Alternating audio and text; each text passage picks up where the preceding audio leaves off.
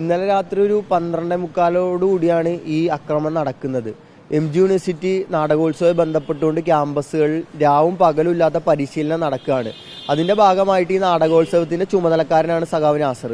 ഇതുമായി ബന്ധപ്പെട്ടുകൊണ്ടുള്ള പരിശീലനം കഴിഞ്ഞ് സഖാവ് നാസറും 2-3 ആളുകളും താഴേക്ക് ഇറങ്ങുമ്പോൾ ഒരു 14 അംഗ സംഘം ക്യാമ്പസിലേക്ക് ഇടിച്ചു കയറി വരികയും വലിയ മാരകായുധങ്ങൾ, വടിവാളടക്കം, ബിയർ കുപ്പി അടക്കം, വലിയ മരക്കഷ്ണങ്ങളടക്കം പെറുക്കി ക്യാമ്പസിലേക്ക് എത്തുകയും സഖാവ് നാസറിനെ അതിക്രൂരമായിട്ട് ആക്രമിക്കുകയും ചെയ്യുന്നുണ്ട്.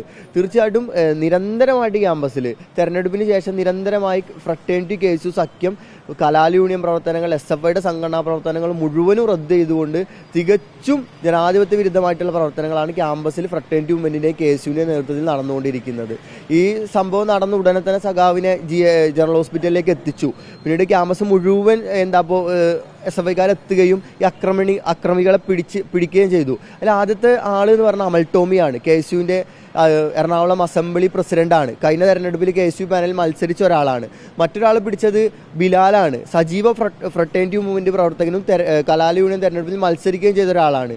ഇത്തരത്തിൽ ക്യാമ്പസിൽ ഫ്രട്ടേണിറ്റി KSU സഖ്യം യൂണിയൻ പ്രവർത്തനങ്ങളെയും SFIയുടെ സംഘടനാ പ്രവർത്തനങ്ങളെയും ഇല്ലാതാക്കാനുള്ള ശ്രമത്തിന്റെ ഭാഗമായിട്ടാണ് ഇന്നലെ നടന്നിട്ടുള്ള ആക്രമണം. നിരന്തരമായിട്ട് ക്യാമ്പസിൽ സംഘർഷമാണ് ഇവർ അയച്ചുവിടുന്നത്.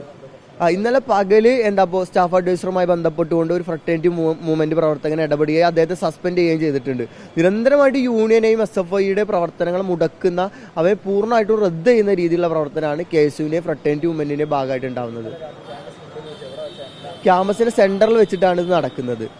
ഒരു 17 അംഗ സംഘമാണ് വന്നിട്ടുള്ളത്. അതിൽ പുറത്തുനിന്നുള്ള ആളുകളുണ്ട്. ക്യാമ്പസിലുള്ള ആളുകൾ മുഴുവനും സഖാവ് തിരിച്ചറിഞ്ഞിട്ടുണ്ട്. പരിക്ക് അതീവ ഗുരുതരമായിട്ടുള്ള പരിക്കാണ്. ശരീരം മുഴുവനും വരഞ്ഞു വെച്ചിരിക്കുകയാണ്. ഇന്ന് ചെറിയൊരു സർജറി വേണമെന്നാണ് പോലീസുകാർ പറയുന്നത്.